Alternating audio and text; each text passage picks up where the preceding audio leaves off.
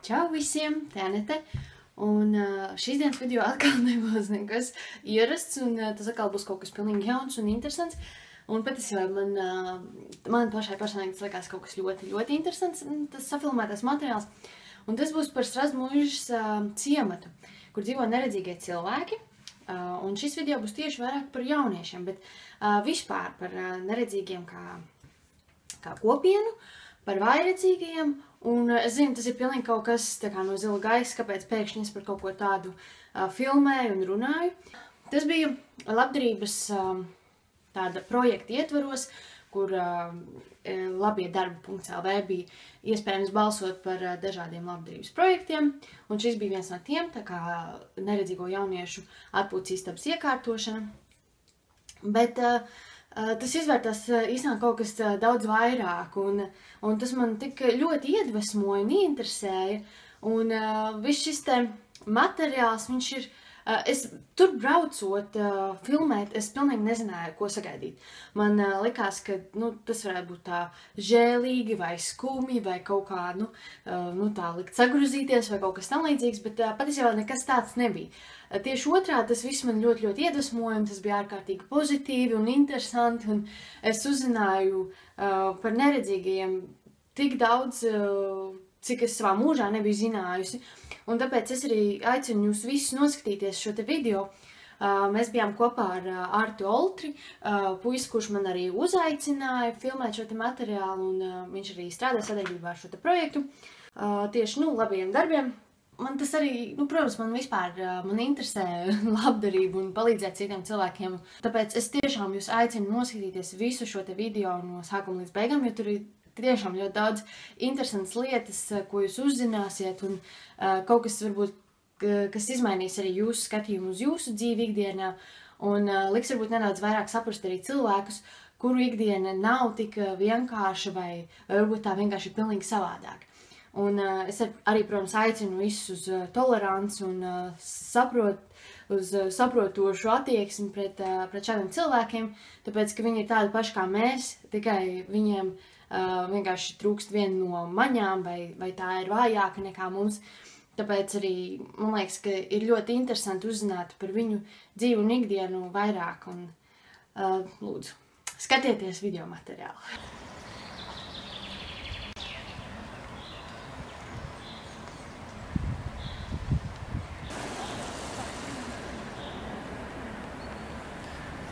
Tad centies tā kaut kā viņam stāstīt pēc sajūtām, jo viņam tā redzes funkcija nav, tad viņš pēc sajūtām. Bet viņam tad sanāk, piemēram, ja sarkana ir mīlestība, tad viņam īstenībā diezgan simboliski pat tās krāsas uztvers.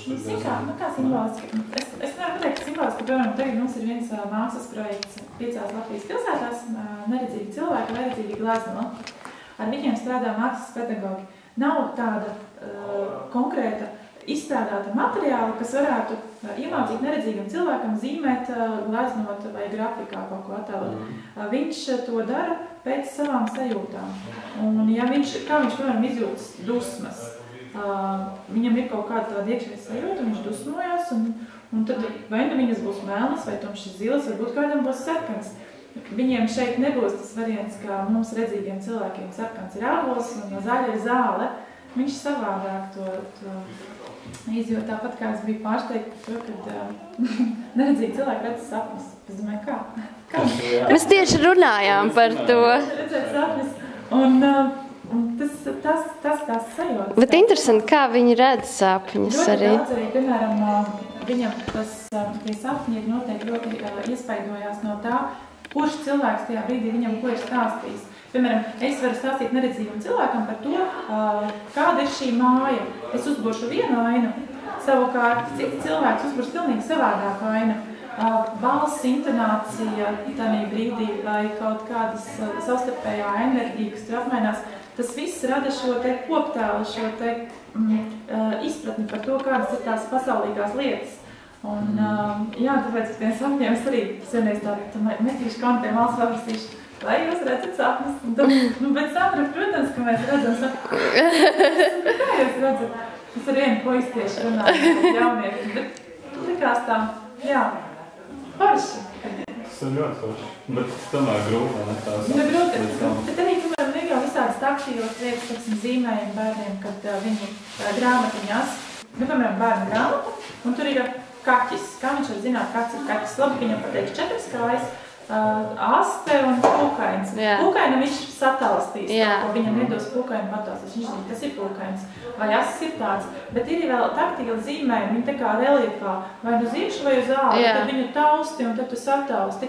Bet tas, protams, jebkurā gadījumā tas tikai tādu pamata priekšstatu sniedz par tām lietām, par mājām. Pasaulē tādu praksu tie muzeji, kuri, piemēram, visādas arhitektūras pieminekļi ir taktīli uztaisīti. Maziņi tā kā prototipi un katra mazākā mīnās ir pieeja un aptaustīt. Tad viņi var tā kā ceļot, tādā veidā. Jā, un citur arī, piemēram, muzejos ir audio apraksts, kas ir ļoti labi, ka tu pie kaut kurienes, piemēram, pie gleznas, tu paņem to potiņu nospied, un tad tev austiņās stāsta, ka tā ir tāda glezna, tur attēlots ir tas.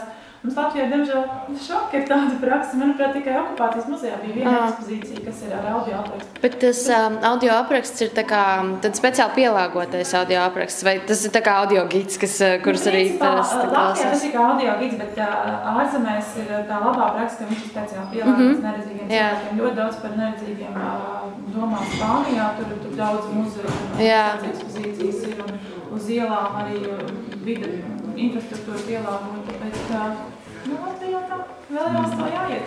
Tas pats saviņojums lidojot ar lidmašīnu, tas ir tāpat kā jebkuram cilvēkam. Lidostā viņš iet, viņš sajūtās maziņš un niecīgs tajā brīdī.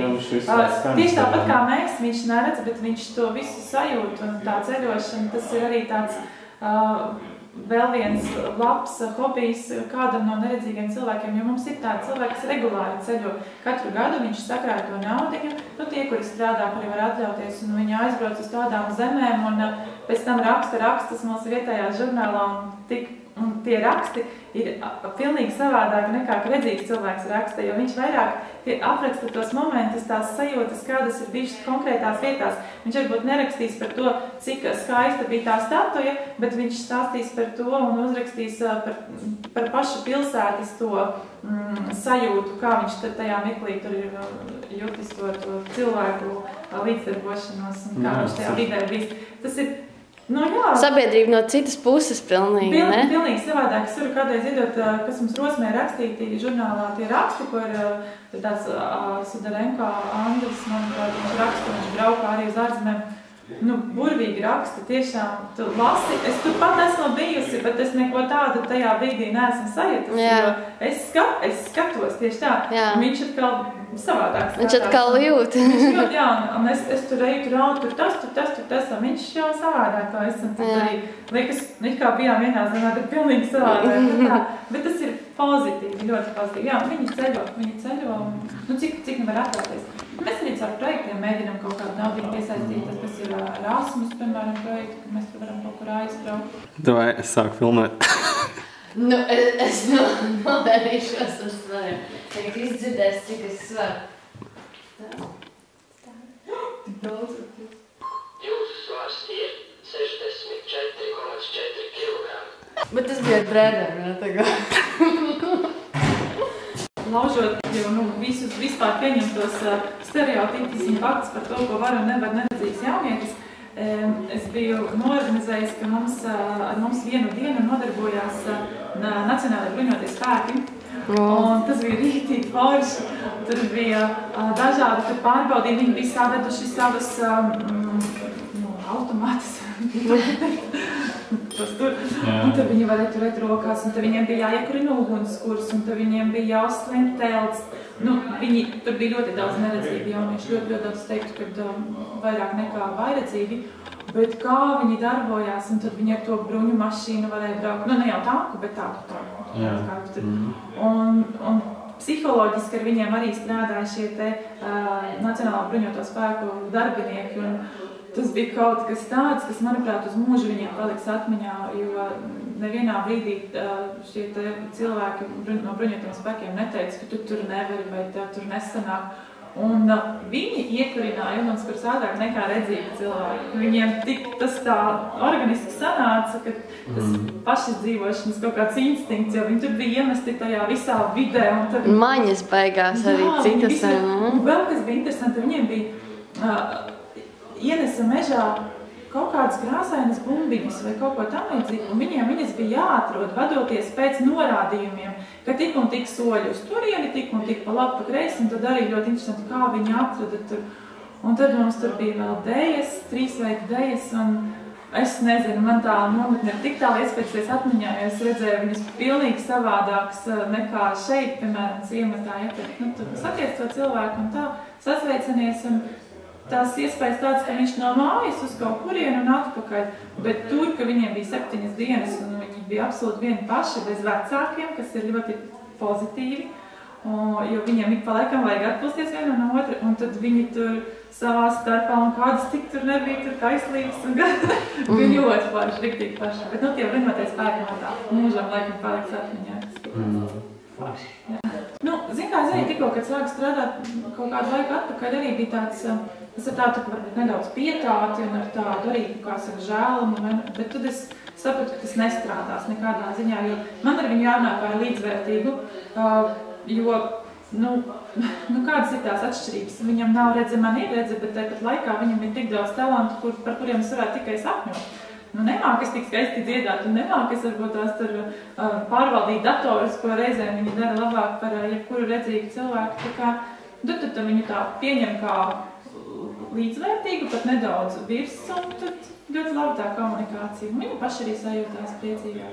Viņa ir gana plaša, gana gaiša, jo gribās tās sēžam pufus salikt viņiem, lai viņi tad var čiliņu taisīt, vai kaut vai mājās sastrīdējies ar mammu vai brāli, vienalga atnāk šeit pasēž dators par gurtu un brailu grāmatas vai kaut kādas, nezinu, informāciju un spēles. Un tā, man liekas, ka viņiem tur būtu riktīgi forši. Man tā liekas. Bet tā, arī tā galva, tu nāc iekšā, viņiem ļoti viegli atrast. Pienāc tajā verandā, un pie tam vēl verandā var pavasarī sēdēt un dzert tēju. Jo tur ir nereāli forši tā veranda. Man liekas, tas ir tik forši, ka tiešām pret viņiem izturās kā pret normāliem cilvēkiem. Ja cik reizes nav gadījies tā, ka tev tie vecāki līdz šajiem... Līdz braušiem, tieši tā. Un tad tu vari atnākt, un tu vari ar savu atlasēties. Un, zini kā, viņiem tomēr diezgan slēgta tā grupa, un tad, ja mēs arī skatāmies no tāda viedokļa kā par kaut kādu simpātiju veidošanos, ar ko mums varam ir bijusi nometne, kur sapazīstās un atrecās jaunieši, kas arī ir, wow, jo mājās jau viņš neatradīs to savu sapņu sievieti vai sapņu vīrieti, ja? Un tad viņi atnāk šeit un caur sarunām viņi viens otram iepatīgās, jo tikai vienīgi tādā veidā viņi viens otram ir tā iekšējā bagātīgā pasaule, jo viņi jau neredz, cik skaistas meitenē ir acis vai cik viņai tur gari un burvīgi mati vai... to var sajust. Bet cik kāds viņai ir smaids vai kā savādāk. Viņi neredz, un tāpēc, manuprāt, kad neredzīgi cilvēku attiecības ir vispatiesākās. Viņas ir balstītas uz absolūtu tādu uzticēšanos un savstarpēju simpātiju un dziļu mīlestību, jo redzīgs jau, jāsaka, ka mēs redzīgi esam nedaudz nevietīgāki vai kā, es nezinu, kā lai uzlikt, bet neredzīgs cilvēks, viņam tās attiecības ir tādas ļoti skaistas. Es jau romantiķi no daudziem, kur vēl ezera krastā, tad vajadzētu gribas ezera krastā, kur tu vairāk vajag, vai ne? Čīna putni. 5 no rīta piecelies, aizies randiņu. Zini, kā ir bijis līdz šim? Mēs sādam vai satamborē kaut kādus tur, vienalga ko, un tad iet uz gadu tirgu un pārdod. Bet tur ir tas moments, ka cilvēks nopērk tāpēc, ka viņam ir žēl. Man ir žēl, Ziemassvētki atnākuši, nodīts eņģelītes nopirkšu. Bet tam nav tāda ilgtspējama, tāda varbūt tās pietiekoši pareizi ietekmi uz sabiedrību. Jā, tu nopērc un pēc tam kaut kur nomet. Jā, un tu nolēc kaut vai atdāvinu kādam.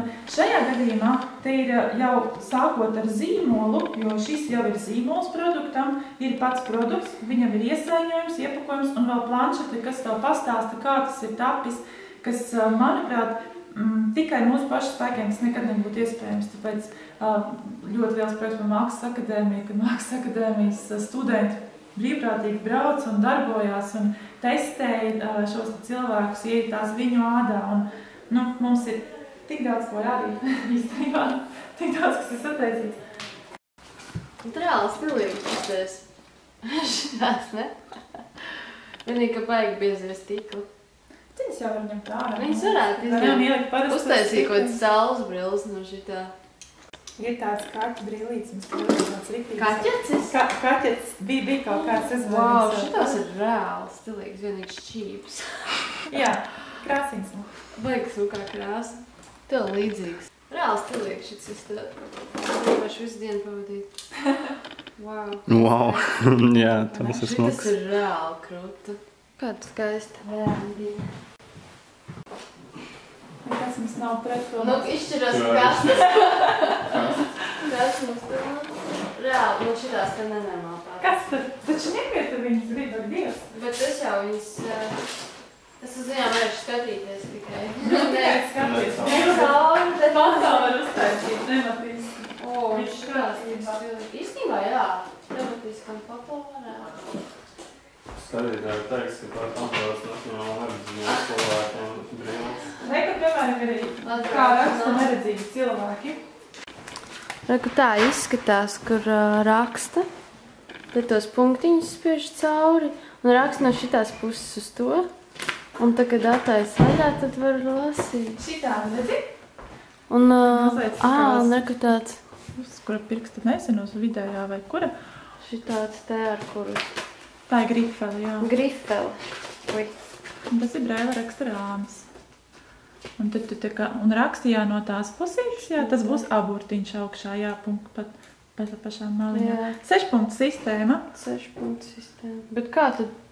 Vajag sarežģīt, katram burtam tur tas es. Tad, kā tu jau, kad raksti, tu arī raksti aburts. Un viņam iedur to punktiņu ir pat ātrāk nekā tev uzrakstīt aburtu. Tā kā, manuprāt, tas ir tāds... Bet tad katrs ir tikai viens burtiņš. Jā, katrs ir viens burtiņš, un, piemēram, N burts būtu, teiksim, tur 1.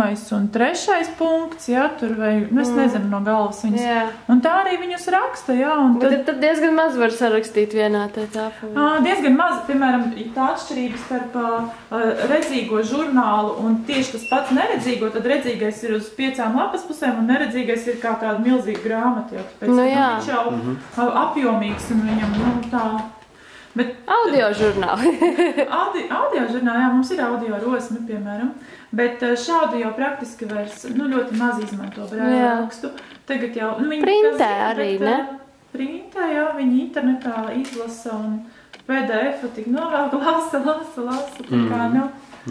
Tas ir tāds, manuprāt, jau lēnām izmirstošs. Godīgs, ko tas pat arī nemaz nemācētu tur rakstīt. Kaut gan savu vārdu var reizēm tik atceros. Esam Tur pie centrālās valdes ēkas. Iesim apstīties pufus. Es diezgan tuvu.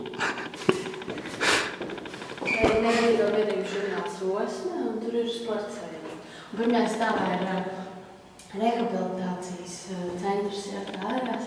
Centra kopmītnes, kur var 3 mēnešus tad uzturēties, lai apgūtu dažādas prasmes, kas ir nepieciešamas, kļūstot par neredzīgu cilvēku. Tas tā kā Ziemassvētku dāvana izceņat. Un vailā sēžam pups. Viņš tāds, kur var Viņš tāds arī paliks visu mūžu, kamēr mēs dzīvosim.